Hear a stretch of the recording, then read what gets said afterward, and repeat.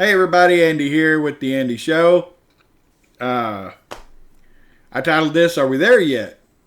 Because I have so many people emailing me asking what's the rate going to be? What's the rate going to be? I don't know what the rate's going to be. Patience, people. Patience, patience, patience. It is a virtue. The it's probably one of the most often asked questions. Is it about to happen? I don't know any more than you do. I'm as hopeful as you are.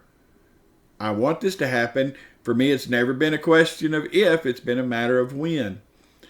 And, we've gotten a lot of new members over the last few weeks, and they're asking the same question. So I don't like not being able to answer, but I'm getting so many requests for different information and things that I just can't keep answering the same question over and over and over. We do not know when this is going to happen.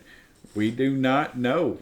I mean, it's as simple as that. You can go listen to people all day long that'll tell you tomorrow it's happening, this weekend it's happening. By this time you're going to be able to go to a redemption center and whatever that is, or we're going to show the 800 numbers so that you can go cash out. Well, they're frauds, but there's people out there that will cater to your need to know, even though they don't know. But they have passed the budget. Okay, I think something about he didn't sign it in time. I don't know, but it should be in the Gazette soon, and we'll just have to see. I don't think the budget's not going to give you a rate, folks. It's just not. I mean, come on. But they budgeted for 42. It's oil selling at 62 right now, and the budget is $89 billion, or roughly 129 trillion dinar, and they sell for over 4.4 million barrels a day. I'm not going to get into exact numbers, but it roughly translates into over 100 at today's price, 62 plus. But at $62 a barrel, that's over $100 billion that they're going to take in, with a budget of 89 billion. So they already have that excess in the budget over what they planned. Well over 10% excess. Plus, they're trying to shift some of the dependence on oil. And right now it's around a little over 10% that they get from other sources, which include taxes and other things. So they are moving in the right direction. And we've seen lowering the value of the dinar and what that does for people, the people themselves. It's not a good thing for them. And you hear talk that they're going to go to 1800 dinar per. I can't say that won't happen. They're at the 1450, 1460, different numbers from different people. But I believe they will go back to what they were in a short amount of time. They could bring it even further back, but what they're doing is to help their government. It's not helping the people. When they devalue their currency, they are causing the working people and the unemployed, and they're causing them to pay higher prices for things. And that's not setting well with the ordinary people of Iraq. And they're just like our country. They truly don't really care about the people. They care about the power and control. So they're going to do things, whatever gives them the most power and the most control. It's just like here, get your shot, but they're letting tens of thousands come across the border with no mask, no vaccine, no anything. I mean, the logic and the hypocrisy are just astounding here, and it's no different than over there. They're going to do what's best for them to maintain their power and control. Whether that's lower it again, who knows? I don't think the people will accept that, and I think you're going to see a lot more uproar if they do another devaluation. I can't say it won't happen. I just do not see that happening. The people are not going to stand for it. Are they going to float? Yeah, I get that question so often. Folks, I don't know what they're going to do. I wish I had that magic ball. And I wish I could sit here and feed you a bunch of nonsense just to get you all excited or to provoke you in some way or to get you to keep watching videos. I'm not going to do that. Not one single person that you're going to listen to knows squat. Whether it's Charlie, whatever that fraud's name is, or Frank, or Bruce, or any of that, they don't know squat. Okay? You enjoy listening to them, knock your socks off. I don't care. I'm just telling you that they're full of it. These are not honest people. And I get that people need that fix. They need that reassurance. Well, I wouldn't be doing this if I didn't believe in the dinar. If I didn't believe that they were going to revalue. But I've been in it. Next month will be 9 years. There's been people in it for close to 18 years. So this is nothing new for a lot of people. The ride has been tremendous. And I'm kind of tired of riding the ride. I really am. When I got into this, I bought more and more and more based on it's going to happen, I'm from the back in the time of all the pumpers, the Tonys and those kind of people. Sterling Currency Group had people out there doing show and doing things to pump and make you feel like any day. And they did it over and over and over and over. And you were just so swept up in it. They sounded smart. They sounded like they knew what they were talking about, but they were total frauds. They were only pumping to make dinar sellers more money, and they made millions from it. Okay? Rames, I can't even remember all the names now, but there's been a lot of frauds in this. If you hear somebody give you a rate or a date, just ignore them. Doesn't hurt to get excited, but you've got to be patient. You've got to keep reality in there somewhere and know that people have no clue. They truly do not know when this is going to happen. They don't know a rate. We can all speculate. And that's why when I give how to figure out the dinar or how much per block and do all that number, I'm not going to give you a number to rely on. You have to figure that part out for yourself. Whatever you believe the rate is going to be, then by all means go with that rate. Go with half that rate.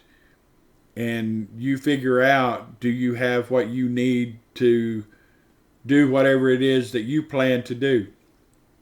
Another thing I'm seeing is people that want this or people that want that.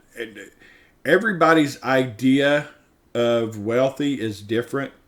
Everybody's idea of the amount that they will need per year is different. If you have to base it on having that Bentley or having that $10 million home or whatever it may be, your budget and the rate is going to be a whole lot different. The amount of dinar you need is going to be a whole lot different than somebody who wants to live just a simple life and help others.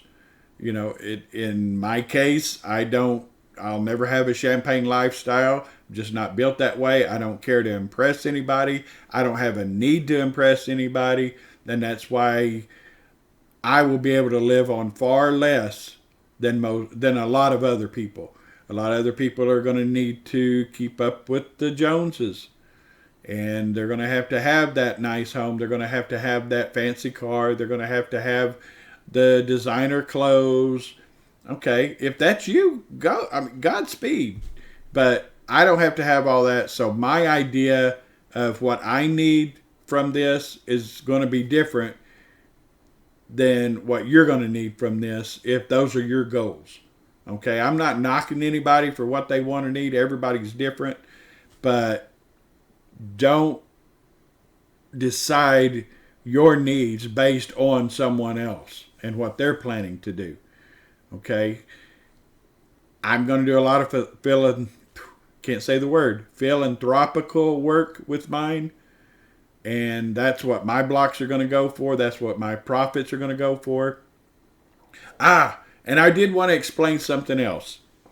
Okay, the other day I believe I mentioned that 1%, a minimum of 1% was going to go toward adding. In other words, if we got $100 million in dividends, I'm throwing a wild number out there.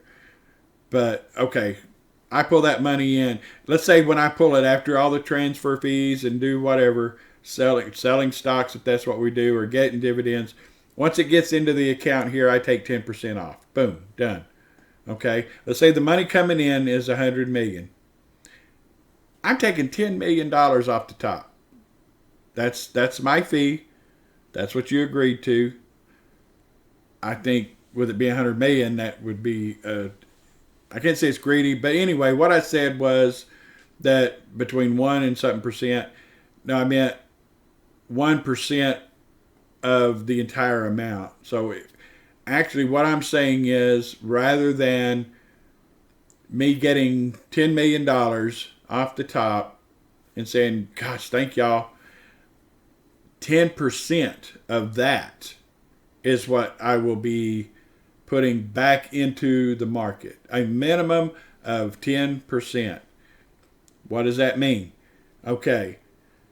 At that point, we don't know what the stocks are going to be doing. We don't know how they're going to be doing anything.